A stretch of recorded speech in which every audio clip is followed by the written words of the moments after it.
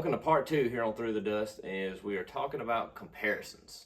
And we're not just looking at the negative, but we're also looking at the positives as well. And that's kind of where we're going to be today, is looking more so at the positive side of comparisons. One of the things that we have the propensity to do just as human beings, regardless of age, race, gender, even your belief system, it doesn't really matter. We have, this is just a human nature thing, is we can justify just about anything that we say or do, and we can convince ourselves that it's right. You give us enough time and enough emotional investment, and we'll justify just about anything that we say or do. You know what I mean? Now, hearing me say that, you may say, yeah, that's not the right thing to do. And it's not. We shouldn't do that. But we can do that and not even realize it. We can build a bubble around ourselves to where the only advice and opinion and sort of trial and working through that we hear comes from our own voice. We don't hear any sort of outside objection. And that can put us into a place where, I know I found myself here before, and I'm sure you have too, where I had convinced myself that I was right. I've convinced myself that I was in the right, that I was thinking right, believing right, my opinion was dead on, and whatever the case may be. And one of a term that I hear a lot in like the work environment is a yes man. And it's this person who just always agrees with the boss or whoever, just says, yeah, anything he says, he just agrees with him. And they call that a yes man. And the reason he's doing that is just to gain clout with the boss or whoever it is.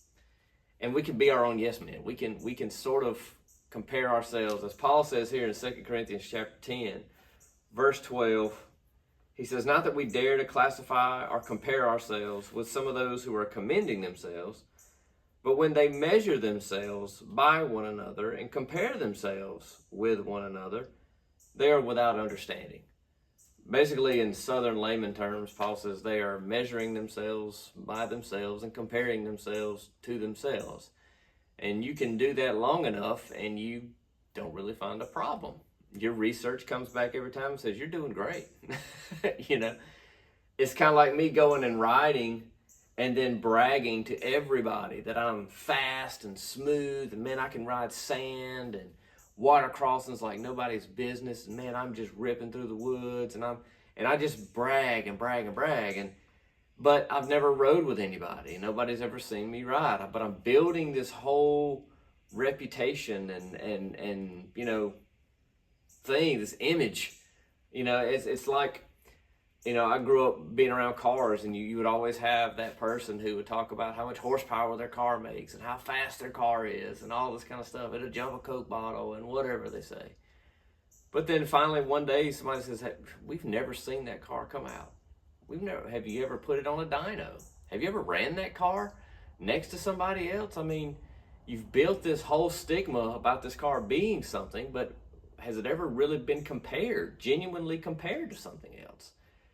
And we can do that. We can build our own little safe bubble, and our opinions and beliefs and thoughts never get challenged. And I know that may sound scary to you, to think of this sort of safe, comfortable zone that we create to be challenged in any way. But here's the reality. I hope that you agree with me on this. My main desire in life is to walk in truth. I want to know that what I'm believing and the way that I'm living and the way that I'm living my life out and all these things is true, that it pleases God in everything I do.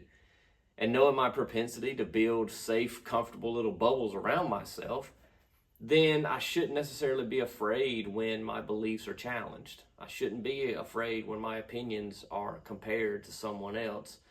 Because if what I believe is true, if I'm really standing in right, then it'll hold water. It will hold water. It will prevail.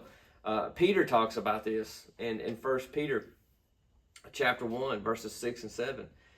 He says this, and he's talking about trials. He says, but in this you rejoice, though now for a little while, if necessary, you have been grieved by various trials, so that the tested genuineness of your faith, which is more precious than gold that perishes, though it is tested by fire, may be found to result in praise and glory and honor at the revelation of Jesus Christ.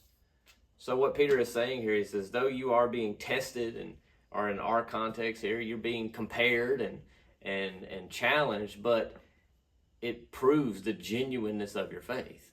If your faith is genuine to begin with, if your opinion is genuine and truthful to begin with, and your belief, then the challenge is only going to make it stronger, because it's going to test it by fire. And if it comes out the other end and survives, then awesome.